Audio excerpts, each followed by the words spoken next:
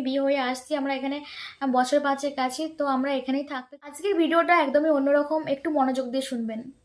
যাদের নিজস্ব কোনো জায়গা জমি নেই, নিজস্ব কোনো বাসস্থান নেই, যারা ভাড়া বাড়িতে আছেন, তাদের জন্য কিছু সন্ধান বা নিজের জন্য আমি সন্ধান খোঁজার জন্য আজকের এই ভিডিওটা করছি।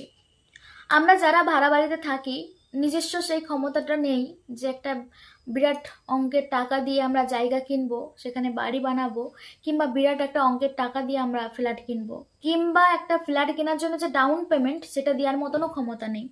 শুধু তারা যেরকম ভাড়া দিচ্ছে, মাস গেলে হয়তো 3,000 5,000 যার যেরকম ভাড়া অনুযায়ী, এরকম মাস গেলে একটা ভাড়ার মতো ডাউন পেমেন্ট মানে ইএমআই দিয়ে কিনতে পারবে।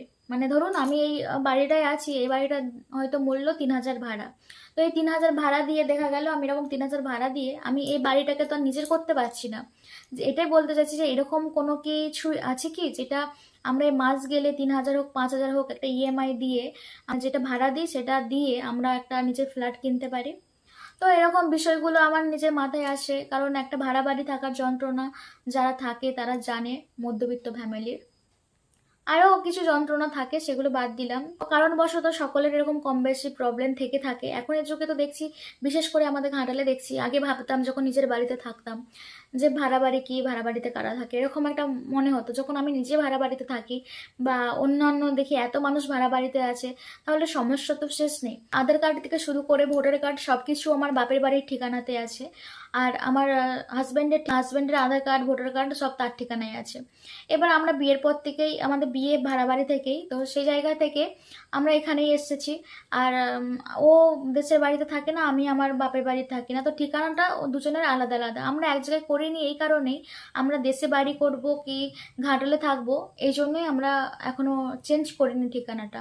আমার ওখানে বাপের বাড়ি আছে, হাজব্যান্ডেরও তার বাড়ির ঠিকানায় আছে। তো সেই জায়গা থেকে আমরা যে এই যে বাড়িতে থাকি, কথাগুলো মন দিয়ে শুনবেন, হয়তো অনেকের কাজে লাগতে পারে। তো আমরা যে এই এরকম ভাবে থাকি, মানে আমার ঠিকানা আমার বাবার ঠিকানার, ওর ঠিকানা ওর বাবার ঠিকানার, তো হয়ে আছে।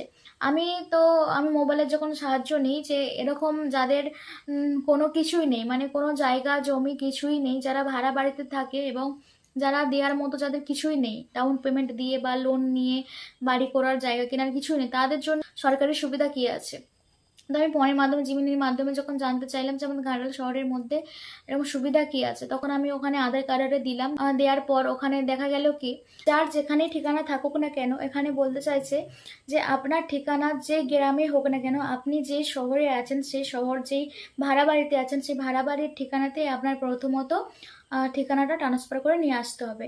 তারপর আপনার ওই যে শহরের পৌরসভার যে চেয়ারম্যান আছে, ওখানে যাবেন, যে বলবেন যে এতদিন ধরে আমি এই জায়গায় বসবাস করছি, এখানে ভাড়ায় আছি, তো আমি এখানেই থাকতে চাই, তার জন্য একটি নিজ গৃহ, এরকম অনেক কিছু প্রকল্প আছে এবং বাংলার ঘর প্রকল্প আছে। বিভিন্ন প্রকল্পতে আপনারা দরখাস্ত দিতে পারবেন। তো সেই জন্য একটা মনে আশা জেগেছে যে আমাদের মতো সাধারণ মানুষও হয়তো নিজের একটা ঘর কোনো না কোনো সময় করতে পারবে। আর যারা এই আমার ভিডিওটি বিশেষ করে দেখবেন, তাদের কাছে আমার করজোড়ে অনুরোধ, বাড়ি ঘর বলে কিছু নেই, ভাড়া বাড়িতে আছে বা জায়গা নেই, তা একটু দয়া করে শেয়ার করবেন, যাতে আমার সাথে সাথে আরও বহু মানুষের উপকার হয়।